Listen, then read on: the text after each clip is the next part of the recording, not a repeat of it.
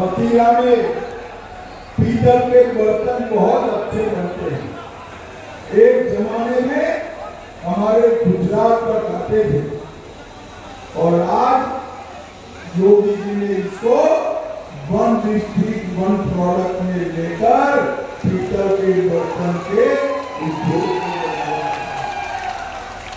और भाइयों बहनों, मैं संत कभी नजर आया हूं तब मैं आपको 5 चरण के चुनाव हो गए हैं, इसका परिणाम क्या है मालूम है क्या?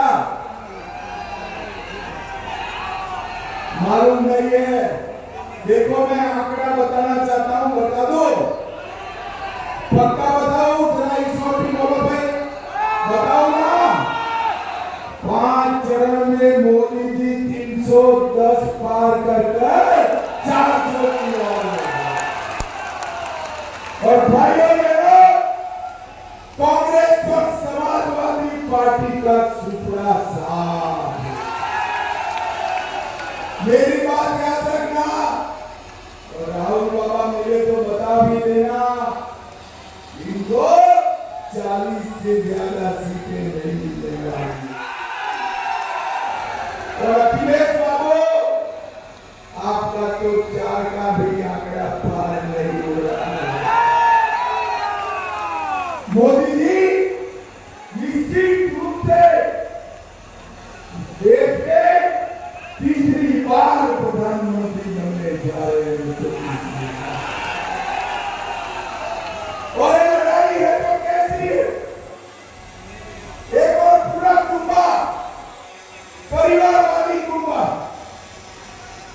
इनका उद्देश्य अपने बेटे बेटियों को राजनीति में आगे बढ़ाना। मैं आपको एक एक करके गिनाता हूं।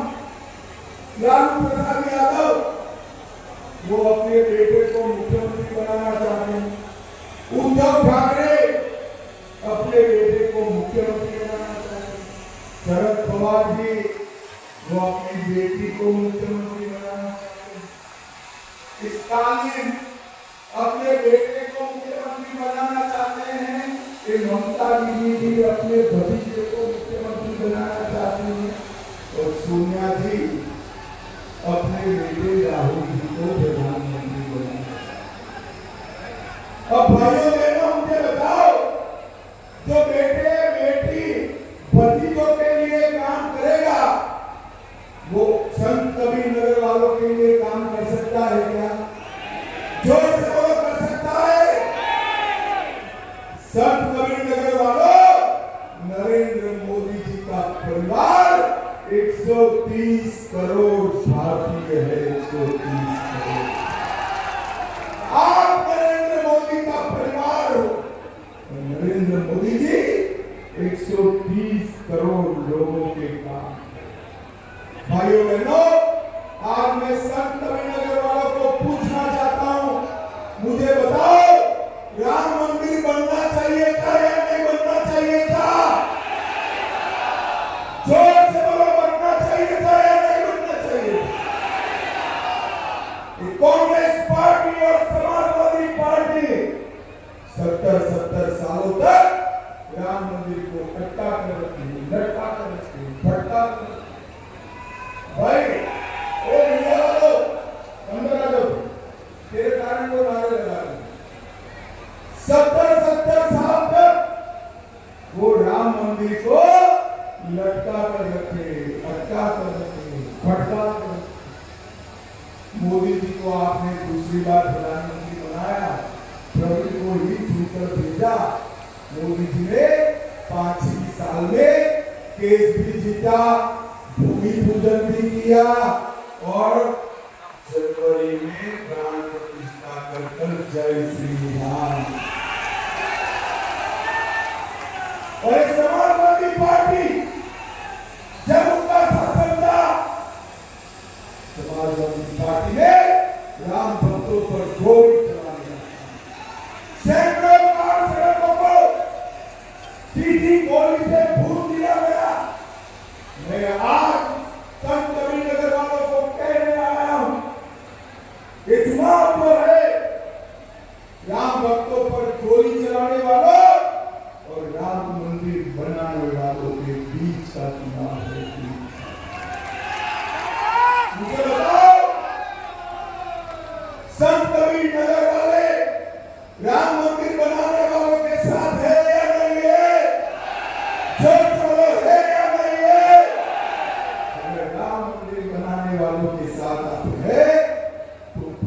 दिशा क्यों कमल के निशान पर कदम कराना। प्रवीण निषाद के कमल निशान पर जो बटन दबेगा वो वोट सीधा नरेंद्र मोदी को ट्रांसफर हो जाएगा। भाइयों मुझे बताओ कि पाक अक्टूबर कश्मीर हमारा है या नहीं है? जोर से बोलो, पाक अक्टूबर कश्मीर हमारा है या नहीं है? कि कांग्रेस के नेता मणिशंकर अय्यर कहते हैं पाकिस्तान का सम्मान करो क्योंकि इनके पास एटम बम। अरे राहुल बाबा, एटम बम से डरने वाले भाजपा वाले नहीं है। मैं संत कबीरनगर वालों को कहकर जाता हूं, पाक ऑक्युपाइड कश्मीर भारत का है, रहेगा और हम उसको प्राप्त कर भाइयों बहनों, मोदी जी ने 70 साल से जिस धारा 370 को सपा कांग्रेस वाले समाज पर रखे थे, एक अनोरथ बच्चों की तरह जतन करते थे, तो धारा 370 को 5 अगस्त 2019 को नरेंद्र मोदी जी ने समाप्त और कश्मीर को हमेशा के लिए भारत का हिस्सा किया।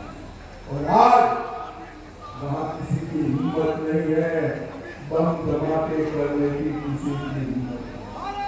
और भाइयों बहनों, पुलवामा और उरी में थोड़ी हिम्मत करी पाकिस्तान वालों ने, मोदी जी ने सर्जिकल स्ट्राइक, एयर स्ट्राइक कर उनके घर में घुसकर आतंकवादियों का सफाया करने का काम नरेंद्र मोदी। गरीबों की बात करते हैं, राहुल बाबा आपकी दावी गरीबी हटाओ का नारा लेकर गई थी, गरीबों के लिए आपने कुछ नहीं किया। एक गरीब चाय वाले के बेटे नरेंद्र मोदी ने देश के 80 करोड़ गरीबों को कल्याण करने का काम नरेंद्र मोदी। 80 करोड़ लोगों को प्रति माह प्रति व्यक्ति 5 किलो अनाज मुफ्त में दिया। 12 करोड़ घरों में हमारी माताओं बहनों के लिए शौचालय बनाया। 4 करोड़ घरों में घर लेने का काम किया।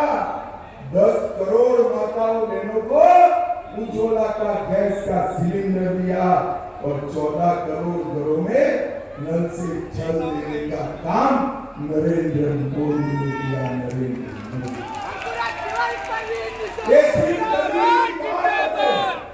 गरीबों का काम हमारे प्रिय नेता देश के प्रधानमंत्री नरेंद्र मोदी। भाइयों बहनों, एक कांग्रेस पार्टी और उनके चट्टे बट्टे एसटी, एससी, ओबीसी का आरक्षण मुसलमानों को देना चाहते हैं। भाइयों बहनों, कर्नाटक और हैदराबाद में कांग्रेस पार्टी ने 5% आरक्षण मुसलमानों को देकर पिछड़ा अति पिछड़ा का आरक्षण काटा।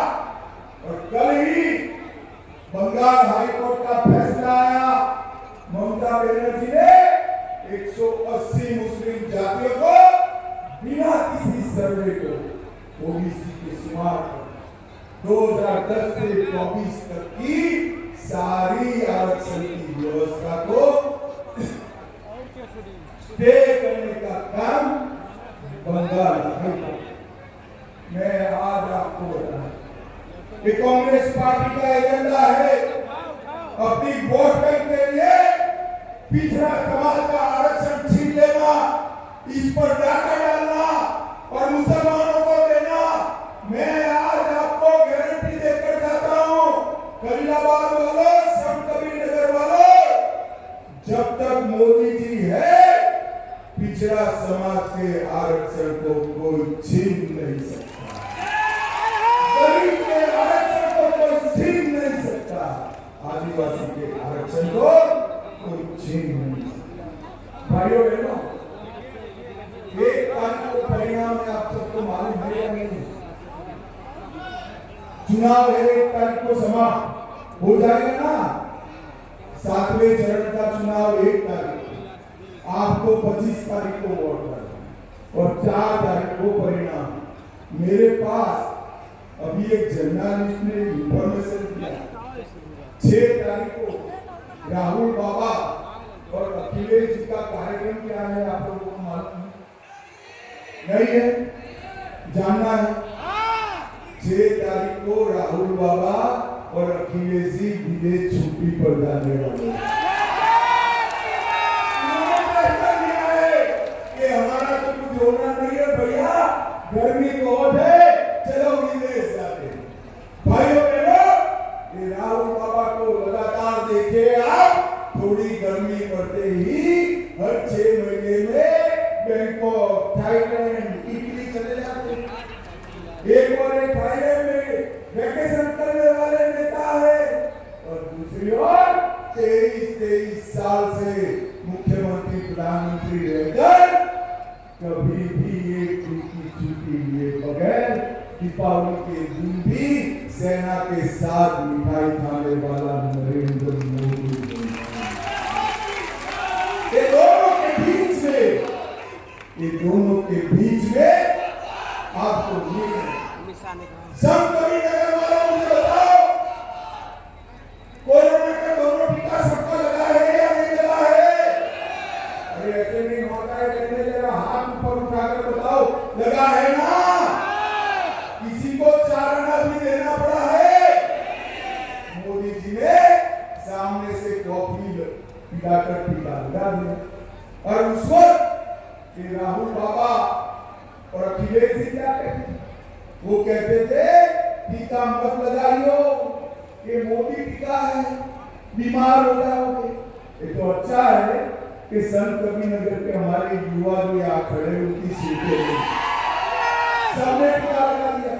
जब एक उन्होंने देखा पूरे देश ने टीका लगा दिया, रात को राहुल बाबा अंधेरे में प्रियंका बहन को लेकर खुद भी टीका लगा। अरे सर करो राहुल जी, अखिलेश जी, महामारी के समय इतनी ओछी राजनीति में भाइयों बहनों मुझे बताओ, भगवान ने करे कोरोना जैसी महामारी आए तो इंडी एलायंस वाले देश को बचा सकते हैं क्या? जरा जोर से बोलो, बचा सकते हैं? कौन बचा सकता है? जोर से बोलो, कौन बचा सकता है? भाइयों बहनों, पूरा पश्चिम उत्तराखंड जहां मैं जाता हूं वहां एक ही जवाब मिलता है, मोदी मोदी मोदी मोदी मोदी। भाइयों बहनों, मुझे एक बात बताओ, समाजवादी पार्टी की सरकार थी, यहाँ गुंडे परेशान करते थे या नहीं करते थे? जोर से बोलो, करते थे या नहीं करते? गरीबों की जमीन कब्जाते थे या नहीं कब्जाते? आपने 2017 में भाजपा सरकार बनाई, भाजपा ने योगी आदित्यनाथ जी को मुख्यमंत्री बनाया। योगी जी ने सारे गुंडों को उल्टा लटका कर सीधा करने का काम योगी भाइयों बहनों, एक जमाने में उत्तर प्रदेश में कट्टे बनते थे, अब मोदी जी डिफेंस कॉरिडोर बनकर आए, यहाँ गोलियां बनती थी, अब गोले बन रहे हैं जो युद्ध में पाकिस्तान में जाकर गिरेंगे। उत्तर प्रदेश भाइयों बहनों, एक जमाने में यहाँ पर जेब काटने का उद्योग मिलता था, आज medical device park 12 lakh crore के गब्बे घोटाले भ्रष्टाचार ये इंडिया एलायंस वालों ने किया। सपा के शासन में 6,000 करोड़ का पीएफ घोटाला हुआ, 1500 करोड़ का गोमती रिवर फ्रंट, लैपटॉप घोटाला, खाद्यान्न घोटाला, नोएडा भूमि आवंटन घोटाला, पुलिस भर्ती घोटाला, जल निगम घोटाला, एम्बुलेंस घोटाला और ये 12 लाख करोड़ के दरिया से लेकर आसमान तक घोटाले कांग्रेस पार्टी। एक और 12 लाख करोड़ के घपले घोटाले भ्रष्टाचार करने वाला इंडिया अलायंस है और दूसरी ओर 23 साल तक मुख्यमंत्री प्रधानमंत्री होते हुए 25 पैसे का जिस पर आरोप नहीं है ऐसे नरेंद्र मोदी है।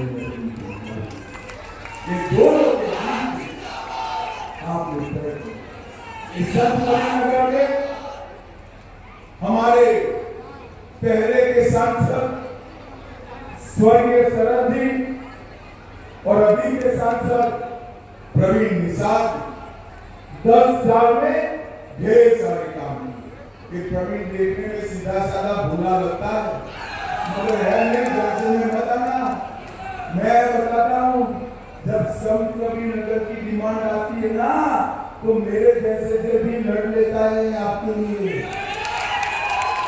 ग्राम सड़क योजना 580 किलोमीटर ग्रामीण रोड बनाए, फरीदाबाद विधानसभा में रेलवे अंडरपास 5000 करोड़ से संत कबीर नगर सिद्धार्थ नगर को जोड़ने का रास्ता प्रगति पर, संत कबीर से जुड़ी सभी मगहर में लाइट की व्यवस्था, पानी भराव की व्यवस्था, जल भराव होता था, इसकी योजना भी अब प्रगति पर है।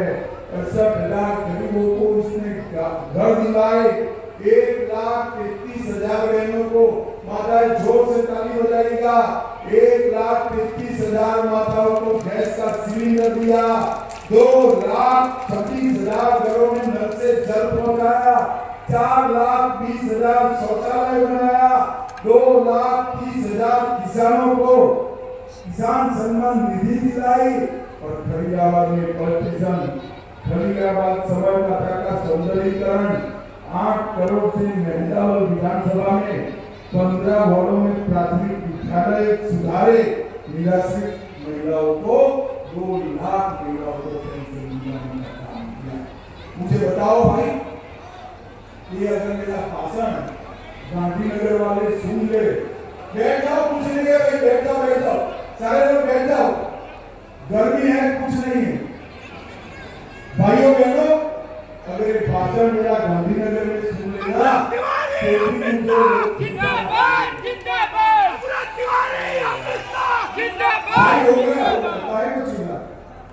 भाइयों बहनों, आने वाले दिनों में ढेर सारे काम और करने हैं। उत्तर प्रदेश को देश का नंबर 1 प्रदेश बनाना है, नंबर 1। और अगर करना है तो ये जरूरी है कि नरेंद्र मोदी जी के हाथ मजबूत करिए। अगर नरेंद्र मोदी के हाथ मजबूत करना है तो प्रवीण जी के सामने कमल का निशान है, उस पर बटन दबाना है, बटन। भाइयों बहनों, मैं आपको विश्वास दिलाना चाहता हूं, मोदी जी को आप तीसरी बार प्रधानमंत्री बनाओ।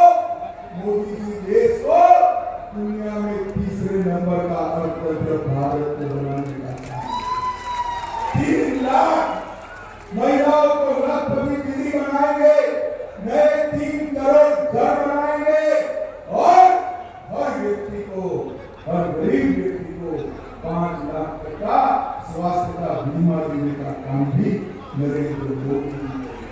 भाइयों बहनों, मुझे बताओ, प्रवीण निषाद जी को जिताओगे क्या?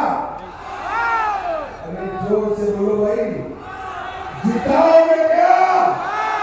कमल के निशान पर बटन दबाओगे? मोदी जी को तीसरी बार प्रधानमंत्री बनाओगे?